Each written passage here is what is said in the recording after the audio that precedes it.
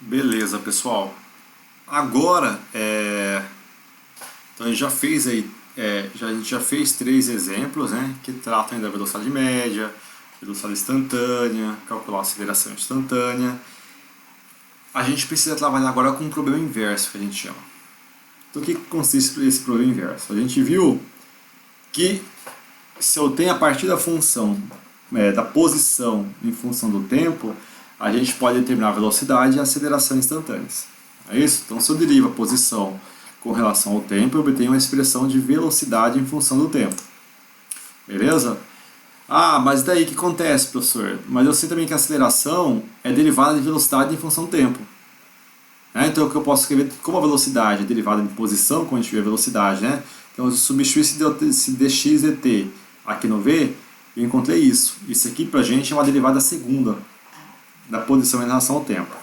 Então, se eu tenho a posição, derivo ela uma vez, eu encontro quem? Velocidade.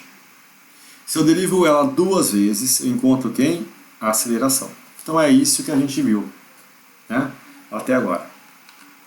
O problema inverso, pessoal, é o contrário. Então, se eu conheço a expressão da aceleração, será que eu tenho como determinar velocidade e posição? Então, a gente viu que se eu conheço posição, eu consigo determinar velocidade e aceleração. Mas o contrário, será que essa recíproca é verdadeira? Então, é isso que a gente vai ver agora. Tá, pessoal? A gente consegue determinar, tá? Então, a gente viu que para eu determinar, por exemplo, a velocidade a partir da posição, eu preciso derivar. Não é isso? Então, o que essa derivada para a gente significa? É a inclinação. Se eu quero a derivada num ponto, um t específico, a derivada nada mais que a inclinação da reta tangente naquele ponto. Tá?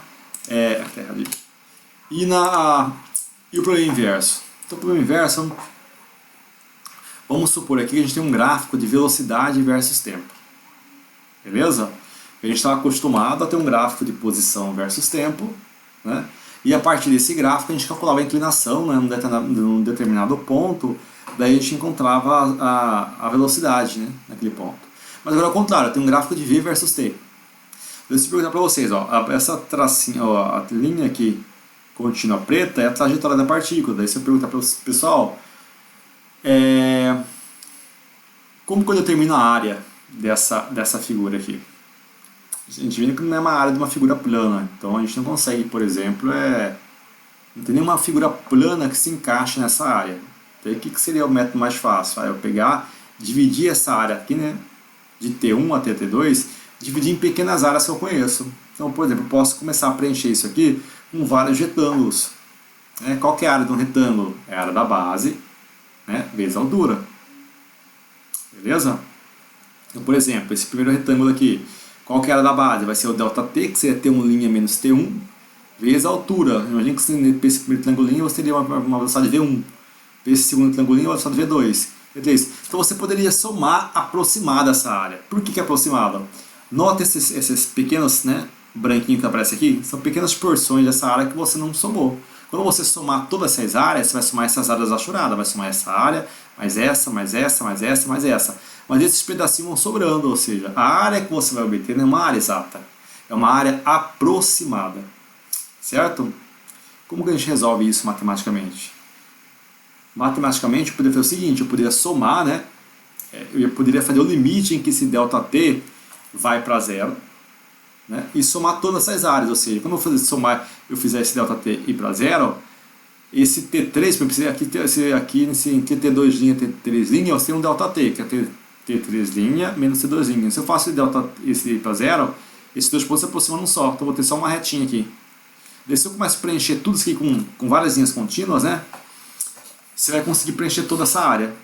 Isso na linguagem do cálculo diferencial, né? Então o que eu vou fazer? Então eu quero calcular essa área, né? A gente viu que a velocidade é ΔX por ΔT. Então se eu isolar o ΔX, eu vou encontrar que ΔX é velocidade vezes ΔT. Então cada arinha dessa aqui vai te dar esse ΔX. Então, por exemplo, se eu quiser calcular esse ΔX de T1 para T3, eu preciso calcular essa área. Então seria ΔT1' vezes o V1. Daí que se eu quero ΔX desde T1 a T2, eu preciso calcular toda essa área. Então, como eu falei, a gente pode dividir em retângulos, né? Então esse ΔX aproximado seria essas áreas aí, que seria uma soma, né? De V, T1' vezes ΔI. Ou seja, quando eu faço essa soma, pessoal, porque, por exemplo, aqui eu tenho quantos? Eu vou ter vários retângulos que eu vou dividir, né? Então, por exemplo, nesse caso eu teria aqui 1, 2, 3, 4, 5, 6. Então essa soma eu vou somar isso aqui, né? Para esse aqui, para esse, para esse, para esse. Então eu vou somar, vamos aparecer 6 termos, correto? Ah, mas se eu dividir menores, né? Eu posso dividir essas áreas em valores menores. Então eu vou somar todas essas áreas. Mas como eu já acabei de falar, esse ΔX, né? Que corresponde a essa área, não vai ser exato, porque sempre vai somar de pedacinhos. Daí o que eu vou resolver? Como que eu vou resolver isso? Né? Então a expressão acima fornece uma área aproximada. Então para obter a expressão exata, eu vou tomar o limite em que esse ΔT vai para zero. Então eu tomo o limite disso aqui. O limite que ΔT vai para zero de V1 ΔT1. Porque quando eu somar, pessoal, quando eu tomar o limite, eu preencho tudo isso aqui. Porque esses ΔTs agora eles vão ser bem pequenininhos. Então você vai passar a ter como se fosse várias linhas, né? Várias linhas. Agora eu saio dessa coisa discreta, né? Que a gente chama de uma sequência discreta, que você consegue contar, e vou para uma coisa contínua. Então eu consigo preencher tudo isso aqui. Então daí eu vou obter de fato a área exata dessa figura, que vai ser o ΔX, o delta do deslocamento. Então se eu integrar, tomar o limite dessa coisa aqui, eu vou obter uma integral de T1 a T2, de V de T dt. Então, para a gente, essa integral ela significa uma área, tá, pessoal? Então, quando eu tenho um gráfico de velocidade versus tempo, se você calcula a área, né, por exemplo, se é no instante T1 até T5, a essa área vai dar justamente o seu ΔX. Então, aqui, isso aqui é uma integral, que essa integral pode ser definida ou pode ser indefinida. O que é uma integral definida? É uma integral que ela é limitada a um certo intervalo. Por exemplo, aqui eu limitei essa minha área de T1 a T2. Já definiu. Mas eu posso ter uma integral indefinida, né? Só uma integral de VT dt. Uma coisa, por exemplo, que não tem definido o intervalo. Ah, professor, mas se eu quiser saber para ir para o ΔX entre T2 e T3, é só integrar, vai ser essa área.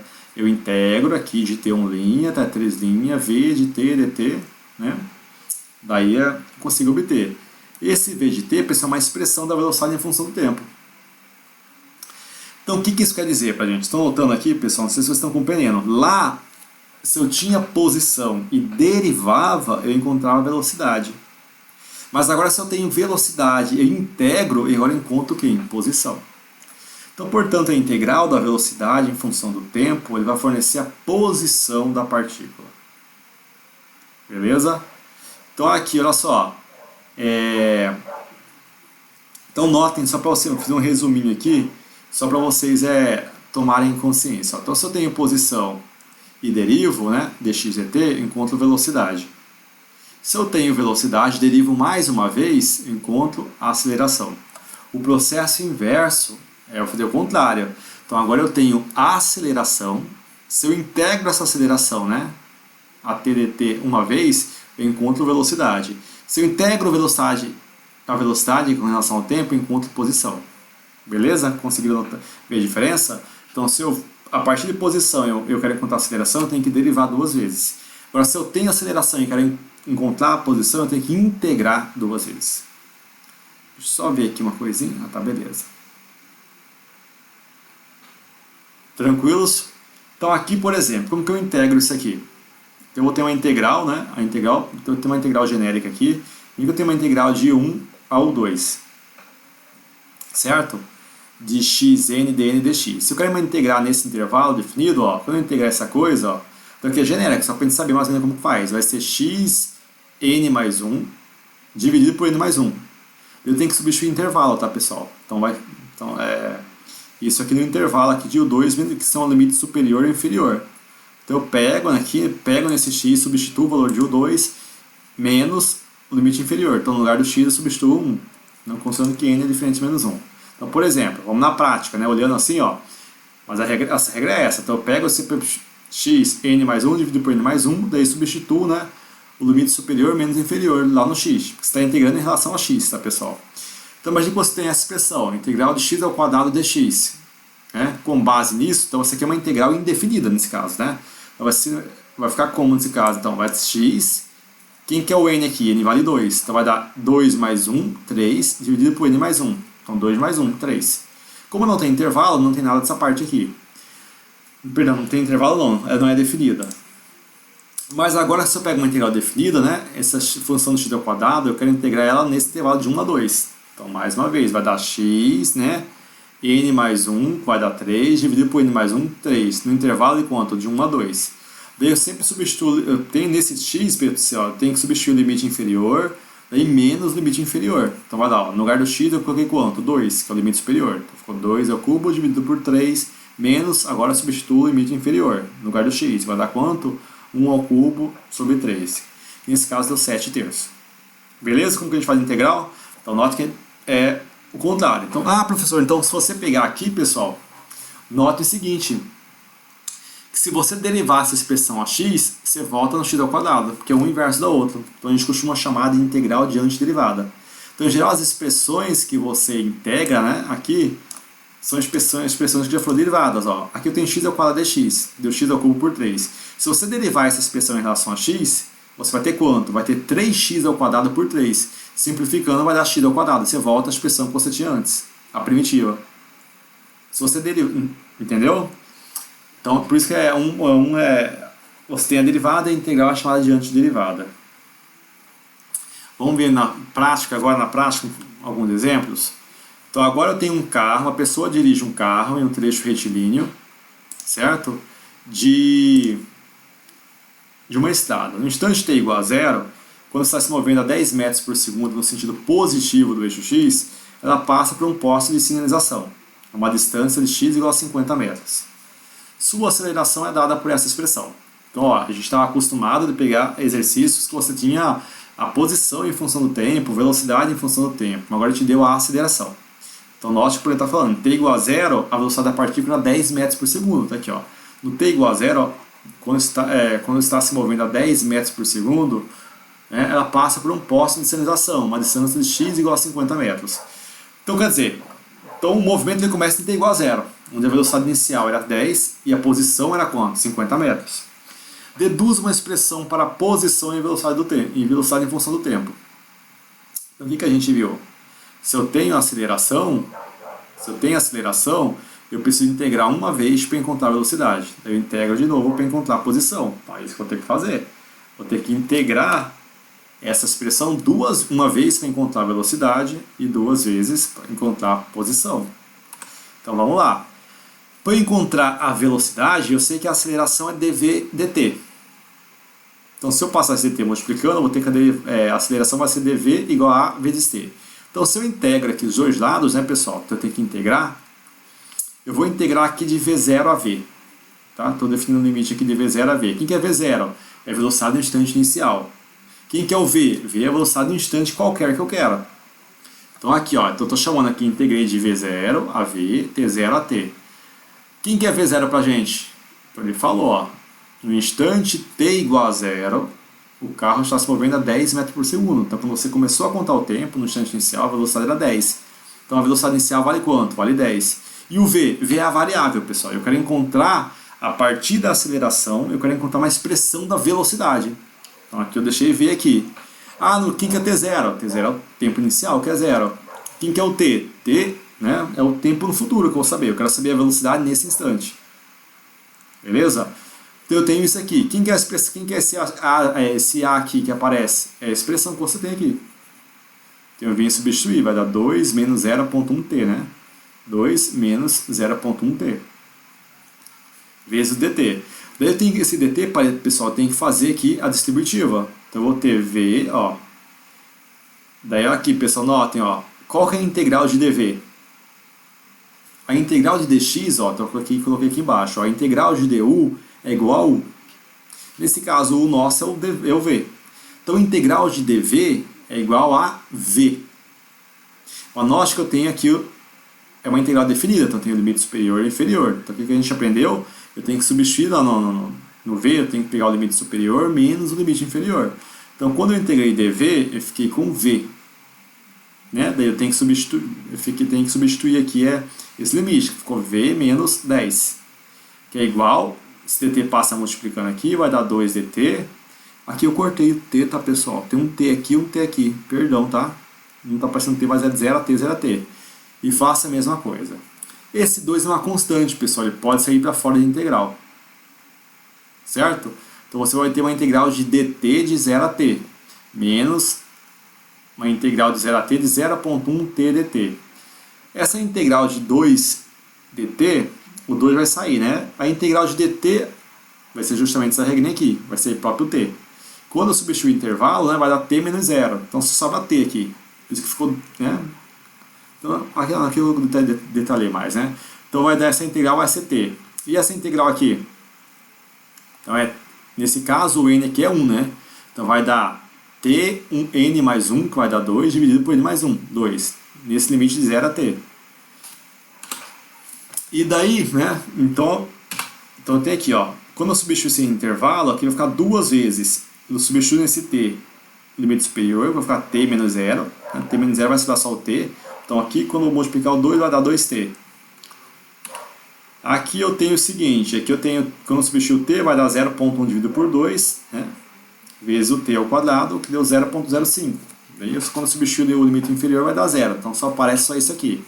Daí, se eu jogo esse 10 para lá, a expressão que eu obtenho é 10 mais 2t menos 0,05t ao quadrado.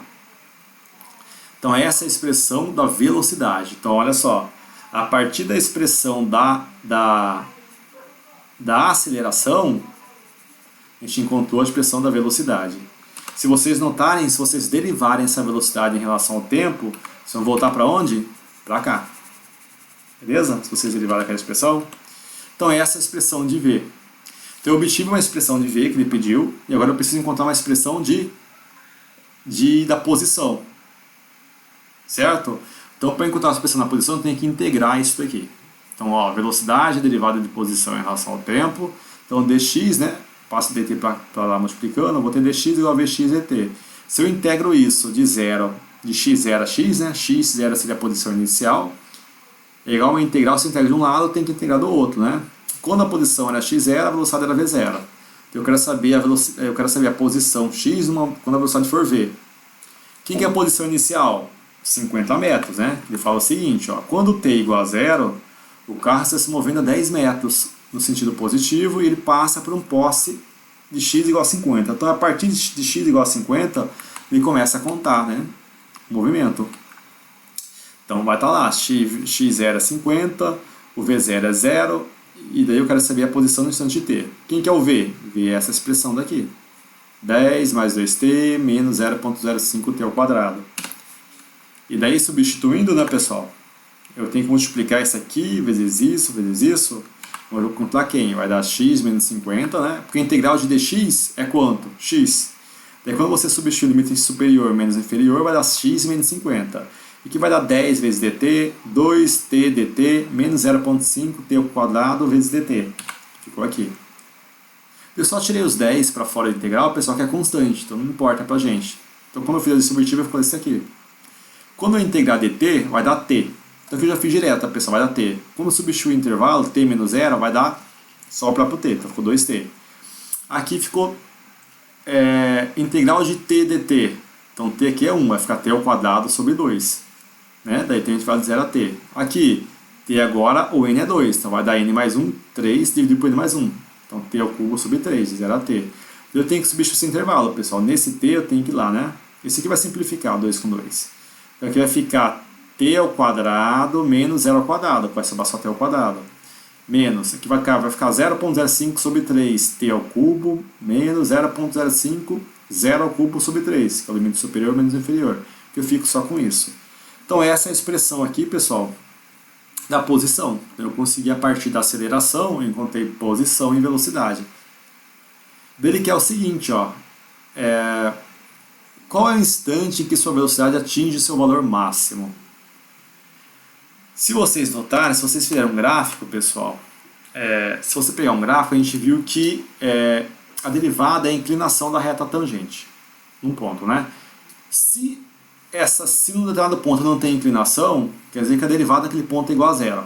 Então, por exemplo, se vocês pegarem aquela expressão da velocidade lá que a gente tem, ó, e substituir valores, você vai encontrar esse gráfico aqui, ó. Eu pergunto, olha, para qual instante a velocidade é máxima? Você vai ver que a velocidade máxima que você tem é 30. Esse instante aqui, ó, é 20 segundos. Para eu saber isso, vocês não sei se vocês já viram lá em cálculo 1, vai ver, para você calcular o ponto de máximo, o ponto de mínimo de uma função, é só você derivar essa função em relação ao, né, nesse caso, derivada de velocidade em relação ao tempo, igualar a zero. Porque quando você faz isso, né, quando que a derivada num ponto é igual a zero? Quando a inclinação é zero, ou seja, nesse ponto aqui. Para você saber se esse ponto é um ponto de máximo, como é esse aqui, é um ponto de mínimo, você faz a segunda derivada. Daí você olha o sinal dessa função. Mas isso vocês vão ver em cálculo. Mas se vocês quiserem calcular o ponto de máximo ou o ponto de mínimo, é só derivar essa expressão e igualar igual a zero. Então, se você, é isso que eu fiz. Eu peguei a expressão da velocidade, derivei em relação ao tempo e igualei igual a zero. Né? Qual que é a velocidade? Isso aqui. Quando eu derivar em relação ao tempo, 10 é constante, vai dar zero. A derivada de 2t fica 2. Menos a derivada de 0,05t ao quadrado, vai dar 2 vezes 0,05 vezes t. Que isso vai dar quanto para a gente aqui? 0 igual a 2 menos 0,1t. Esse 0 é daqui que vem, né? A derivada de velocidade em relação ao tempo deu 2 menos 0,1t. Então, né, passando isso aqui para lá, você vai ter 0,1t igual a 2. Daí você vai ter, passando 0,1 dividindo, você tem que t igual a 2 dividido por 0,1, que é 20 segundos. Ou seja, nesse instante a velocidade é máxima. Daí eu sugiro que vocês façam esse gráfico, tá, pessoal? Então eu fiz isso aqui fazendo sem o gráfico, né, de cara, mas você poderia fazer isso jogando valores, tá? E vocês iriam obter esse gráfico aqui.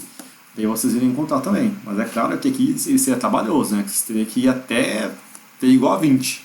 Então seria muito trabalhoso, certo? E daí ele pede o seguinte: qual é a sua velocidade máxima, né? Então, se eu tenho um instante em que ela é máxima, então é só pegar um instante t igual a 20 e substituir aqui, né? Que é o que eu fiz. Então, peguei a t igual a 20, não tem t, eu coloquei o 20. Então, a velocidade máxima é 30 metros por segundo. Então, ele pede lá qual que é a posição da partícula em t igual a 20. A expressão da posição está aqui: 50 mais 10t mais t ao quadrado menos 0,05 sobre 3 vezes t ao cubo. Então, no lugar onde tem t, eu substituo lá o 20 segundos que ele pediu, né? Então vai lá, 50 mais 10 vezes 20, mais 20 ao quadrado, é menos 0,05 sobre 3 vezes 20 ao cubo. E isso deu x igual a 517 metros, né? Então está aqui um gráfico de posição versus tempo que você teria para esse movimento, né? Então essa mais ou menos seria a curvatura. Né? Aqui você, né, se você jogar valores, né, for jogando até 30 que está aqui, você encontrará esse gráfico aqui. Beleza? Pessoal, a gente tem mais um exemplo para fazer, mas para ela não ficar tão longa, então eu vou deixar para a próxima aula esse exemplo. Beleza? Então na próxima aula a gente termina e faz mais esse exemplo aí. E daí a gente vai também ver a parte do movimento retilíneo uniformemente variado. Que a gente viu agora, lá que a gente viu o movimento MRU, na qual a velocidade é constante, mas agora eu quero tratar de movimentos que você tem aceleração, onde a velocidade muda. E você vai ter o MRUV. Pessoal, então é só para lembrar então que vocês estão com uma lista, fazendo uma lista de vetores. E essa lista eu vou recolher no dia 12, tá, pessoal? Na próxima segunda-feira. Então, acho que eu cheguei a comentar com vocês, né, que claro que eu não tenho como resolver, que eu não tenho como corrigir todas essas listas. Então o que eu vou fazer? Eu vou pegar para amostragem, vou sortear um exercício, né, e vou recolher. Né? Então quanto mais vocês fizerem, né, o ideal é que vocês façam todos. Então quanto mais vocês fizerem, maior a probabilidade de vocês terem esse exercício que eu vou sortear, né, resolvido. Vocês têm que tentar resolver o máximo, tudo, né, espero que resolvam tudo. Da lista, eu vou sortear, só ter 10 minutinhos no máximo, 5 minutinhos para me entregar, né, para evitar que você, né, eu sei que vocês não vão colar, mas na dúvida, então eu só ter 5 minutinhos, daí vocês me enviam, né, por e-mail, rapidão eu entrego essa lista. Então olha só, pessoal, então vocês, com a base nas aulas que a gente teve, dá para resolver a lista tranquilo. Então dúvidas, pessoal, me procurem, tá, pessoal? Então, ao longo da semana eu estou aqui, pode me mandar mensagem pra gente tentar resolver essa lista toda aí, essa lista de vetores. Daí provavelmente, acho que a gente termina, não sei, talvez a gente vai ter mais uma, quarta-feira a gente começa a MRUV, talvez a gente vai ter mais uma aula, talvez dessa parte, não sei como vai ser o andamento, para daí a gente começar lá o movimento bidimensional. Mas eu devo soltar mais uma lista essa semana, tá, pessoal?